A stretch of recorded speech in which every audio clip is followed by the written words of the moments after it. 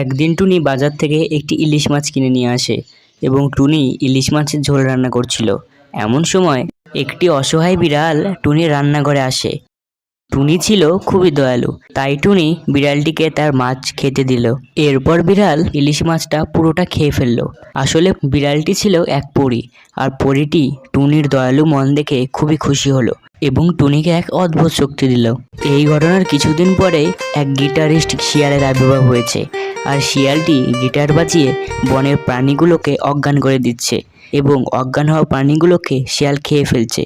এই ঘটনা টুনি জানতে পেরে সঙ্গে সঙ্গে গিটারিস্ট শিয়ালের কাছে যায় এবং পরীর দেওয়া অদ্ভুত শক্তি দিয়ে শিয়ালকে মেরে ফেলে এবং এইভাবেই টুনি বনের প্রাণীগুলোকে বাঁচালো।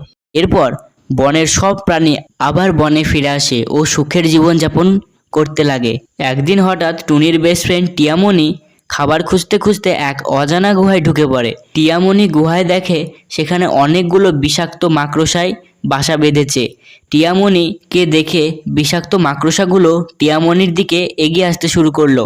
এই দেখে টিয়ামণি খুব ভয় পেয়ে পালাতে শুরু করে, আর বিষাক্ত মাকড়সাগুলো টিয়ামণির পিছু করতে করতে টিয়ামণির বনে ঢুকে পড়ে।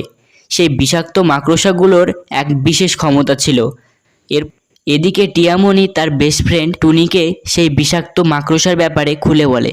সব শুনে টুনি ভণ্ড সাধুর কাছে যায় এবং টুনি সাধুর কাছ থেকে এক দৈব জল নিয়ে ওই বিষাক্ত মাকড়সার কাছে যায় এবং সাধুর দেওয়া দৈবিক জল মাকড়সার রাজার গায়ে ছিটিয়ে দিতেই সাথে সাথে সব বিষাক্ত মাকড়সার মৃত্যু হয়।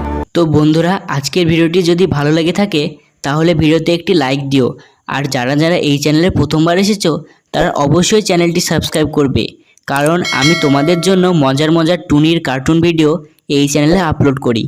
তো বাই বন্ধুরা, ভালো থেকো, টাটা।